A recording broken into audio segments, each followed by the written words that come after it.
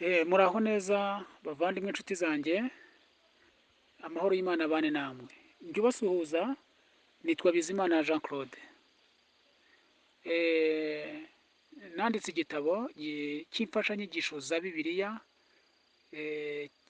kirushaho kuyobora ibikirimwo, birushijeho kuyobora no gufasha umuntu watangiye urugendo rugana ku marembo afunganye, wiyemeje gutangira urugendo rugana mu bwami bw'Imana, cyangwa umuntu wumva ushaka kuba yarutangira.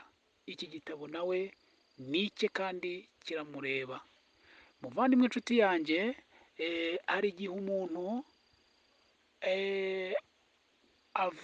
akavuka ahura n'ibintu byinshi bigiye bitandukanye mu by'uru rugendo rw'ubuzima tubamo muri iyi si.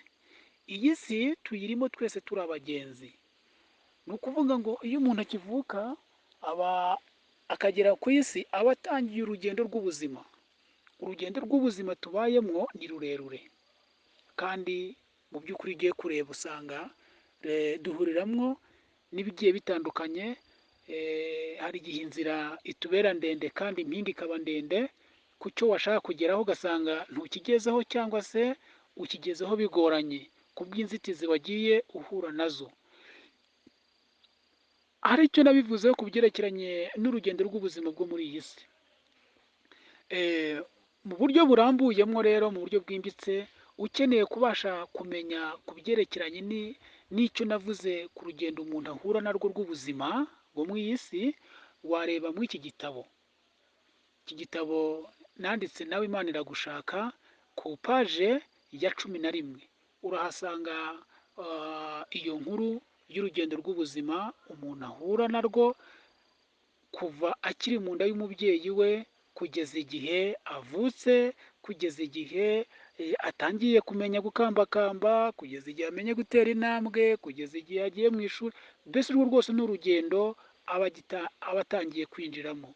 Ukeneye kumenya ubundi busobanuro bwimbitse rero, wasoma kuri iyo paje nakubwiye ya 11, urabasha kuhamenyera byinshi kandi byiza. Ahasigaye amahoro y'Imana akomeza abane nawe, kandi Uwiteka akwishimire. Iki gitabo kirimo amakuru menshi, kirimo inzandiko nyinshi zigiye zitandukanye, zaba iz'ubuzima busanzwe tubamo muri iyi si urazisangamo, zaba inzandiko zituyobora urugendo rugana mu bwami bw'Imana nizo ziganjemo. Aho ariho hose wifuza kuba warebamo, harimo ubutumwa bwawe bwagufasha kandi bukakubaka. Iki gitabo kirakuyobora. Iki gitabo ni icya buri umwe wese, uwo ari we wese yakisangamo. Nacyanditse nkiyobowemwo n'Umwuka Wera, nacyanditse nkiyobowemwo n'ijambo ry'Imana. Nkaba nifuje kubaganiriza imwe mu nkuru yubatse muri iki gitabo. Ndabaganiriza ku paje ya 71, hari ijambo rivuga ngo urugo rubi. Urugo rubi rubaho cyangwa ntabwo rubaho? Mbese ibiranga urugo rubi ni ibihe muvandimwe? Urugo rubi abantu benshi bakunze kuvuga ngo urugo rubi ngo rurutwa na gereza. Ese koko urugo rubi rurutwa na gereza? Iki kibazo umuntu wabaye mu buzima bwo muri gereza we yakibaza akakivugaho gutya, ngo urugo rubi rurutwa na gereza? Umuntu wafunzweho nyuma yaho akajya no mu buzima bw'urugo rubi, yaba umugabo wo guhamya ko urugo rubi rurutwa na gereza? Amakuru y'urugo rubi urifuza kuyamenya? Ni ibiki biranga urugo rubi? Imbaraga zituma urugo rwawe ku bantu bubatse ruhinduka rubi, izo mbaraga ni izimeze zite? Ziza ryari? Zisa zite? Zikorera muri nde? Zikorera muri bande? Zikorera mu biki? Urugo rubi, ukeneye kumenya ibiranga urugo rubi, amakuru y'urugo rubi, nuko wabasha kwirinda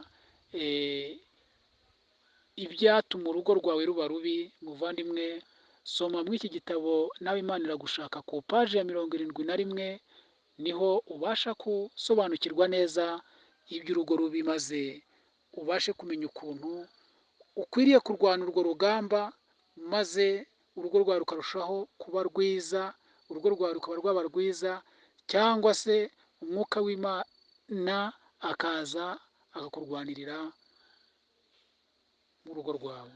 Iki gitabo ibigikubiyemo byose biramufasha, ubutumwa bwiza burimo buramuyobora, inzira akwiriye kunyuramo nuko yabasha kwirinda imyambi ya Satani ari we Sekibi. Muvandimwe, hakongera hakabonekamo n'ubutumwa bugiye butandukanye bw'ukuntu ukwiriye kuba wakwitwara mu iyi si. Kuri iyi nshuro rero ndifuza ko nabaganirizaho gake mu ncamake ku ijambo imbohe. Ese kuki umuntu afungwa? Umuntu afungwa byatewe n'iki? Igihe kimwe nigeze kuba ndi ahantu nicaye, maze ntekereza ku bantu baba mu nzu z'imbohe, ku bantu baba muri gereza, mbatekerezaho umwanya utari muto. Ngirirwa ubuntu n'Imana impa ibyo nkwiriye kuba nakwandikira imbohe. Kuki umuntu afungwa? Umuntu afungwa byatewe n'iki? Biba byatewe n'uko ahari icyaha aba yaguyemo, yagushijwemo na Satani, maze itegeko mpanacyaha cyangwa se mpanabyaha rikamugonga, bigatuma yinjizwa mu nzu y'imbohe. Amakuru y'imbohe. Imbohe mvuga ni aba bantu bagwa mu cyaha, bagushwa mu cyaha na Satani, bikarangira bafunzwe bakinjizwa mu magereza agiye atandukanye. Hari icyo navuze ku mbohe. Ese imbohe byo ibyazo bimeze bite? Imbohe nazivuzeho iki?